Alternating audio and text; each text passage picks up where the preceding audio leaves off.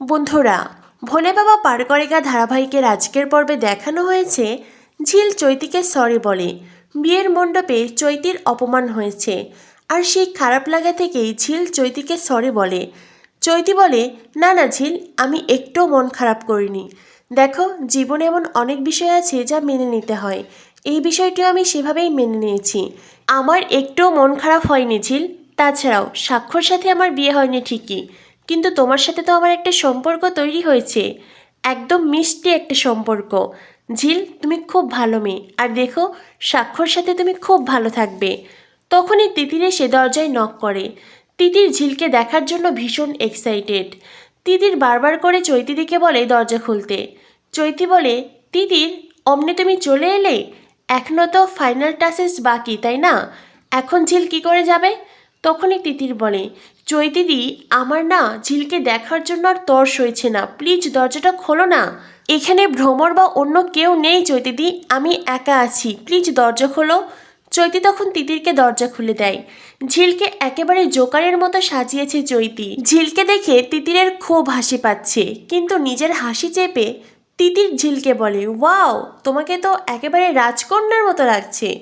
ঝিল বলে, রাজকন্যা? আমি কেন রাজকন্যা হতে যাব? তিতির বলে, ও রাজকন্যা নয়, তবে নিশ্চয়ই তুমি ঘুটা কুড়োনি। এটা শুনে ঝিলের খুব মন খারাপ হয়। চৈতি বলে, আহ তিতির, তুমি আজকের দিনে কেন ওর সাথে এমন মজা করছো বলো তো?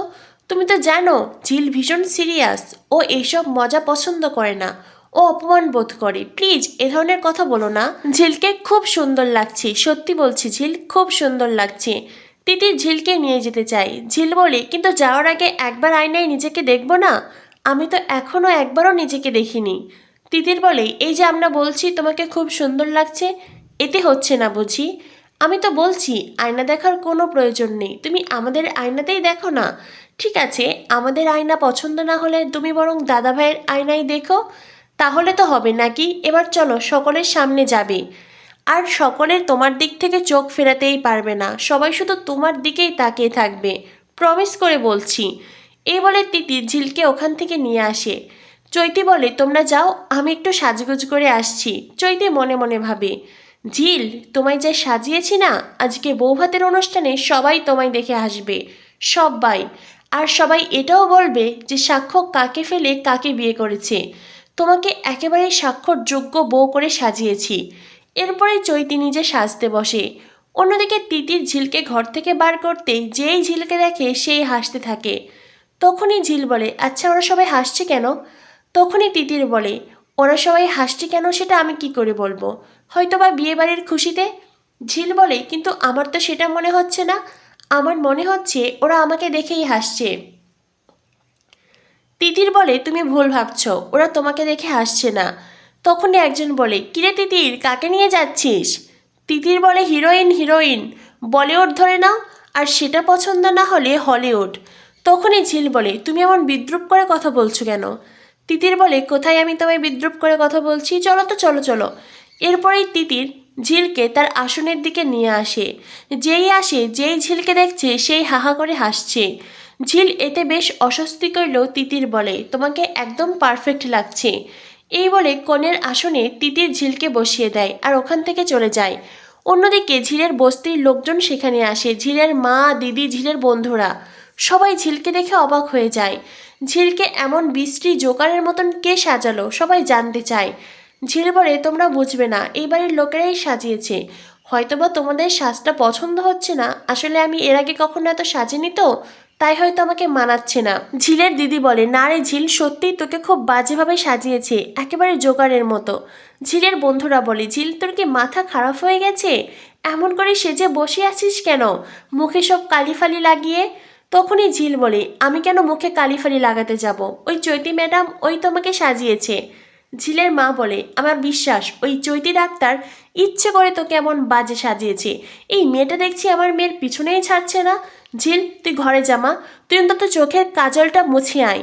ঝিল বলে, কি বলছো মা, ওরা যখন সাজিয়েছে এমনই থাকুক না, আমি যদি কাজলটা উঠাই আবার না জানি কি বলবে। আসলে ঝিল ভাবছে চৈতিরা হয়তো খুব মডার্ন করে সাজিয়েছে, যেটা বস্তির লোকজন বুঝতে পারছে না, কিন্তু ঝিল এটা জানে না চৈতি ইচ্ছে করেই তাকে জোকারের মতো সাজিয়েছে।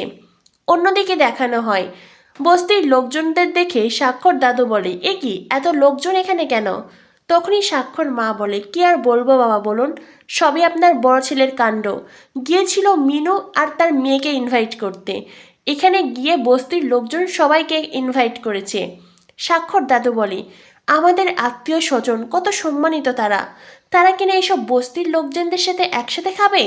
এরপরে স্বাক্ষর দাদু স্বাক্ষর মেজিকাকে বলে, শোনো, তুমি ওই বস্তির লোকজনদের আলাদা বসার ব্যবস্থা করবে, আমাদের আত্মীয় স্বজনদের সাথে যেন ওরা না বসে। তোমার বরদা যখন ইনভাইট করেছে আমি তো আর ঘাট ধাক্কা দিয়ে বার করতে পারবো না, তবে হ্যাঁ, আমার আত্মীয় স্বজনদের সাথে না বসলেই হলো। বিয়ে বাড়িটাকে পুরো বস্তি বানিয়ে ফেলেছে। অন্যদিকে সাক্ষ্যকে তো খুবই সুন্দর লাগছে, যাকে বলে স্মার্ট হ্যান্ডসাম। তখনই স্বাক্ষর মেজিকা বলে, আমার এত সুন্দর ভাইপো আর তোর কপালে নাকি। এই বলে স্বাক্ষর মেজিকা থেমে যায়। সাক্ষ্য বলে, শেষ করো মেজিকা, যে কথাটা শুরু করেছিলে।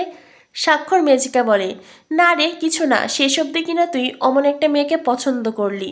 তখনই স্বাক্ষর ছোটকা দুজনকেই থামতে বলে। সাক্ষ্য তার ছোটকাকে বলে, ছোটকা, তোমাকে যে প্ল্যানের কথা বলেছিলাম সেটা করেছো তো? ছোটকা বলে, হ্যাঁ হ্যাঁ, তুই কোনো চিন্তা করিস না, সব কিছু ওকে আছে। না মানে তোর বাসরে তো খুব আনন্দ মজা করতে পারিনি, কিন্তু এই বাড়ি বউ ভাতে আমরা সবাই খুব আনন্দ করব। তখনই স্বাক্ষর ছোট মা বলে, কিন্তু আমরা তো এখনো ঝিলকে দেখলামই না, চলো না ঝিলকে দেখে আসি। এরই মাঝে চৈতি আসে।